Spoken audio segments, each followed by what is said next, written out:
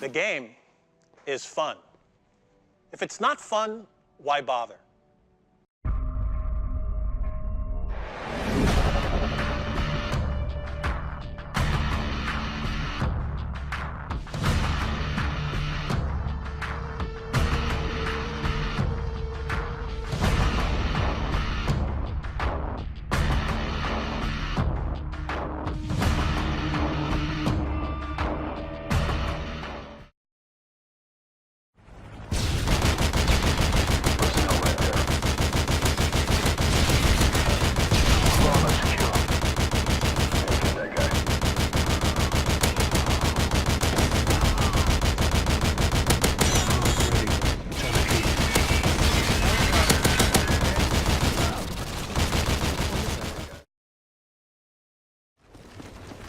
Tactical move ready for launch.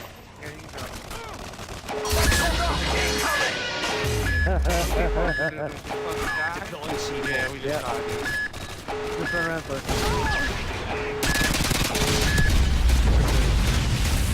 Now die right. Oh.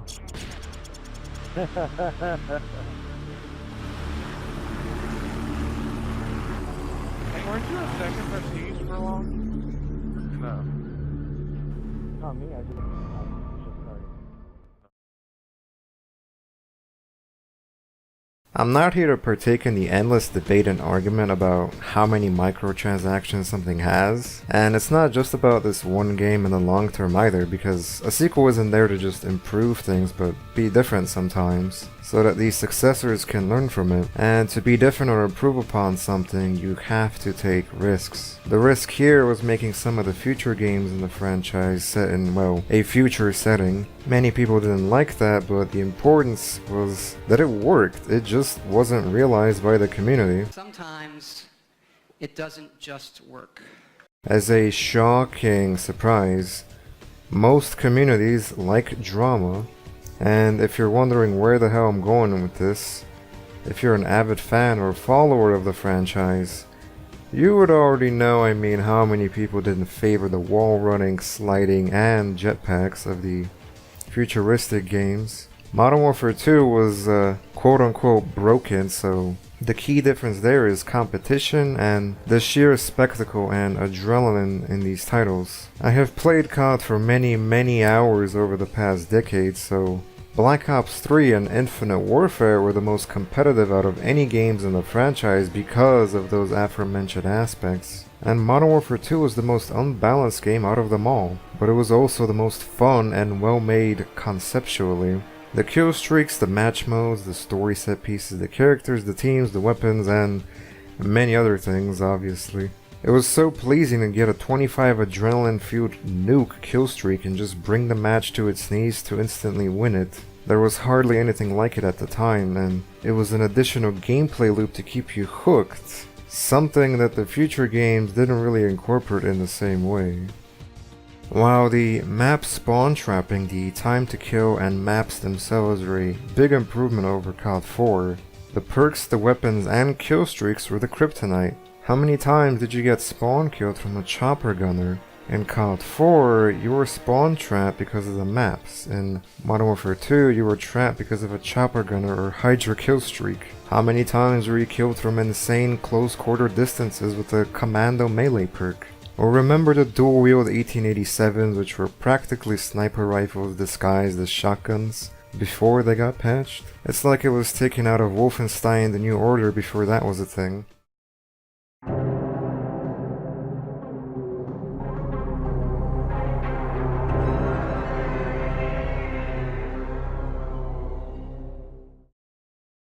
But because all those things were there, they made for an emotional experience, whether it was because you were always challenged or entertained in some way. Whereas the fun from something like Black Ops 3 comes from the movement you can chain together, and because of that movement you were never really at a disadvantage. If someone got a powerful kill streak, just jump and slide into an interior. Barely any outdoor maps like Wasteland were a thing after Modern Warfare 2. Or just slide and pull out your launcher and blow it up. Take it out. Getting kill streaks was much more difficult in Black Ops 3 as well, and basically most of the games after Modern Warfare 2. changed kill streaks in some way where it was either made more challenging or more time consuming. The design choices of today versus a decade ago involve a lot of counters, and what I mean by that is, in a hero shooter like Overwatch, you'd have a slow D.Va and the fast Tracer. And in Modern Warfare 2, you could just say fuck sniper rifles and run up to someone with a shotgun before he even saw it coming. But if he does see it coming, that's why quickscoping was a thing. It's these unorthodox design decisions that were counters back then. And it was all mostly fun one way or another, especially if you were an experienced player. You would still do well without relying too much on your team because of all those unbalanced tools at your disposal. So if each player has that much power, you get a big ol' mess, but a fun one. Whereas in certain titles nowadays, you'd rely on your team a lot more because you usually can't overpower an entire enemy team. The reason for these aforementioned backfires is the community. The trends, the baseless complaints, knocking shit up into the fucking sky when you haven't even gave it a chance. And this behavior has been endorsing and conjuring up things like the new Black Ops 4. Why is there no campaign?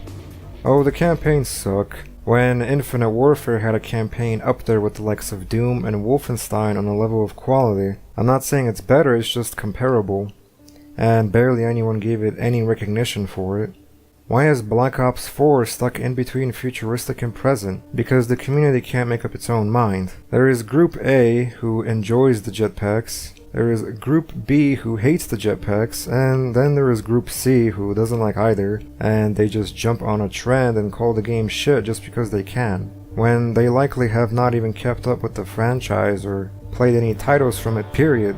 It's like if Fortnite was around for 10 years, it will become even more popular, people will get sick of it, and then they will claim several baseless things. It will spawn games from its exact genre which may do things differently or better, but no one will be around for it. It's kind of what almost happened with Souls-like titles, but people actually gave each Souls-like some kind of recognition or feedback. The solution is a loop. People won't like Black Ops 4, hell, they already don't, and I know I don't like it either, not from what I have seen. It may do some things well, but overall the next game will come along and it will do what people requested or the game before it didn't do, and now it will be as good as what came before it. Well, that's where the loop would break for the time being. I can't say this is exactly what will happen, but I'm using the past as a baseline for this discussion. I knew World War II by Sledgehammer wouldn't be as good as World at War from Treyarch years before it. What I did know though was that Black Ops 4 would be what it is. It somewhat surprised me that they took this route. I figured they would try and implement new trends like Battle Freaking Royale, and they did, but the game doesn't have a selling point. I was tempted to buy Infinite Warfare and the COD 4 remaster, and I did, and guess what? I enjoyed both of them quite a lot. I don't feel like that at all towards Black Ops 4. In fact, I would say Battlefield 5 will fill in the gaps, controversy or not. It is way more appealing. From what I have seen, it brings back some elements of Bad Company while keeping previous series staples and improving them, and I'm not just talking about the campaign. At the end of the day, it's all about enjoyment. The reason behind different titles being the best among people is because fun is subjective, just like a review is subjective. It's that person's experience with it. So your subjectivity obviously shapes objectivity in this case. Developers make a fun game, they try to improve it or innovate in the sequel, and so then they break that previous factor. The two sides get caught in a back and forth spitting contest and things get divided. Suddenly the games aren't as fun because it changed them in some way because of those things. So if you're noticing a bit of contradiction to the beginning half of this video, then good. You have noticed that I think Modern Warfare 2 was the best, while some games after were also very fun in their own way. That doesn't mean I'm gonna go and tell you not to buy something you subjectively may enjoy. Negativity endorsement is only necessary sometimes. I don't really think this is one of those times because of the past, but now, you see, something I have told people not to buy is... Damn! I just sold my soul to the devil! Sure you did, but you won't miss it with all this money. Oh, hell yeah!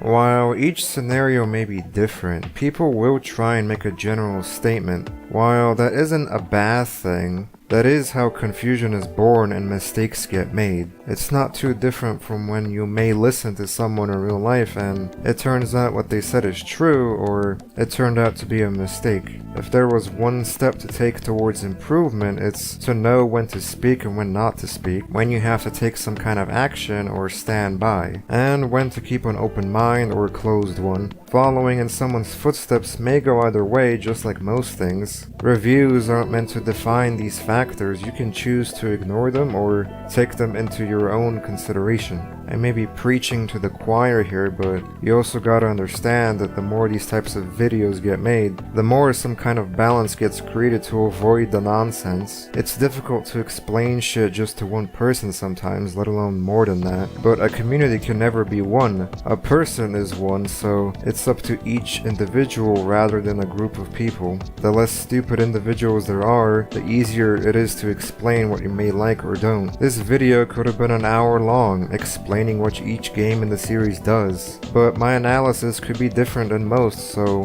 while I can fill in that gap, I chose to tell you my analysis on analyzing in general. And that is what a review should be, explaining your own analysis. It doesn't have to be 30 minutes long because words can get lost very easily when traveling, but it doesn't have to be short as hell either. While people may spend half of a video talking about some dumb shit, they could just go over some of these factors rather than trying to objectify something pointless or unneeded. With that being said, everything can get influenced pretty easily sometimes. That is the separation.